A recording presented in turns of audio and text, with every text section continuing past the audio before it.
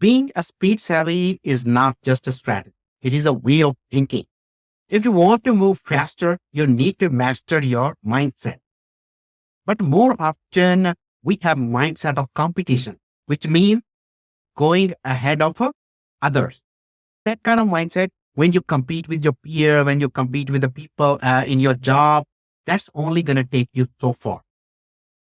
But building the mindset for excellence needs something different. Excellence is all about surpassing your yesterday's standard and then creating new one, and next day surpass those standards as well. How do you speed up the process of mindset transformation? What kind of mindset do we really need? How do you transform your mindset in such a way that you move faster in your life toward your destination, toward your goal, toward your promotions?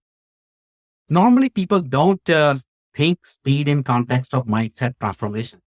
They let mindset transformation happen of its own, triggered by some events. But reality is that you need to transform your mindset faster to take yourself to the next level in shorter time. That you need to adopt a new mindset. I got polio when I was 6 months old. I lost my ability to walk well before reaching that age where kids typically learn how to walk. So my only mode of transport was crawling on the floor. My parents were very poor. There were not many facilities. So I was also at the risk of going to a primary school. And for a kid like me, there was no future.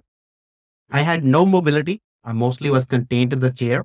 And my only way of walking was using those heavy prosthetics, what you see in the picture. Those are some 20 kg in weight. I had to drag those with my leg. So I kind of evolved through stages, guys. I've gone through things. Only thing I had in my life at that time was limitation, adversity, lack of things, no facilities, no education. I started reading books while sitting on those chairs with no mobility. And then I started learning, started experimenting with different ways of learning better, faster. I've gone through decades and decades of those experimentation. And today I am the same kid who was once at the risk of getting even primary education. I got to earn over 100 international credits. From the kid who could not afford to buy a single book, I got to become author of 23. From a kid who could hardly walk to someone who is teaching you outstanding guys how to walk faster in what you do. The secret behind how I progressed so far and became the specialist in speed is a kind of mindset which most professionals have been forced to shadowing. How many of you have gone through some kind of self-assessment surveys like Clarity or a DISC survey? These analytical tools divide your whole personality into two parts, strengths and weaknesses. These analytical tools present you a dissected, segmented version of you. You have been made to think that you must identify your strengths and play big time. You have been told to get rid of your weaknesses because those are going to come on your way. As a human being, you come as a package. When you go in the real world, your strengths and your weaknesses all play together. You can't apply segmentations there. This is the problem with the whole mindset theories and mindset training in the world, that they hardly teach you the art of synthesizing all parts of your personality. They don't teach you how to integrate your weak and strong dimensions together into one. I learned a different mindset, which focused on integration and synthesis of strengths with weaknesses. If in your life, all you have is lacks, limitation, weaknesses, you're gonna need to learn how to use those as it is. But if you have some combination of strength and weaknesses, all you have to learn is how to integrate these two together, rather than the traditional theory that you're gonna need to dissect yourself, you're gonna play with your strength, and you're gonna improve upon your weaknesses. What do you achieve by doing this?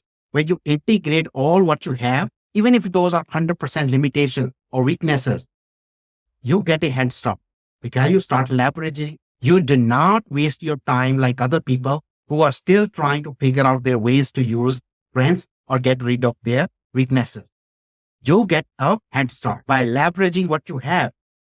If you learn to integrate your weaknesses with whatever strength you have, you go fast. And in case you only have weaknesses, if you're a negative thinker, if you have fears, if you have something really going on in the opposite direction, what's the problem?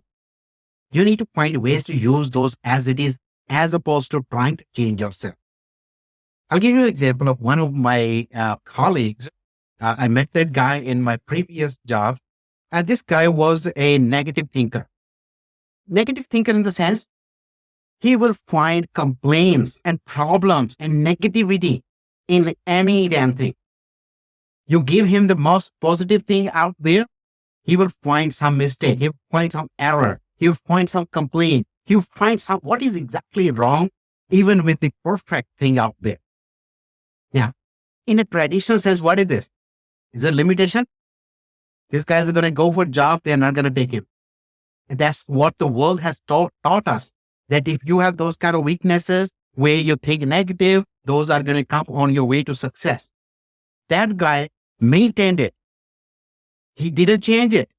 Today, he is the chief risk officer, equivalent to CEO in a Fortune 100 company, doing the risk assessment of extremely high value projects where these guys send him to the best possible investment opportunities, and he will come back with a list of 10 negative things why corporations should not invest on it.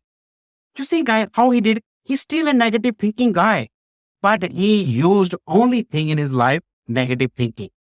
What we in the traditional sense will call as weaknesses. Let's say that we would have put this guy into life transformation of becoming a positive thinker. He would have wasted 50 years of his life and reached nowhere. He got the head start. He used what he had, even if it was his walls of limitation. Get head start by leveraging what you have, including your limitations, rather than changing yourself. No need to change yourself. Be who you are and use it to accelerate because you are unique. I was contained in the chair with a lack of mobility, and I leveraged. I used it as it is without having to hunt for my strengths. My limitation became my X factor, but I didn't change anything. Without changing yourself, if you can leverage, if you learn how to leverage, get that mindset, imagine that you're going to be faster than anybody around you. Mindset that how you use your weaknesses or walls of limitations as your head start, as opposed to wasting your time trying to improve upon it or trying to get rid of it. The mindset that you don't need to change yourself to change your life. The mindset that you just need to leverage whatever walls of limitations you have and whatever opportunity you can see through those walls.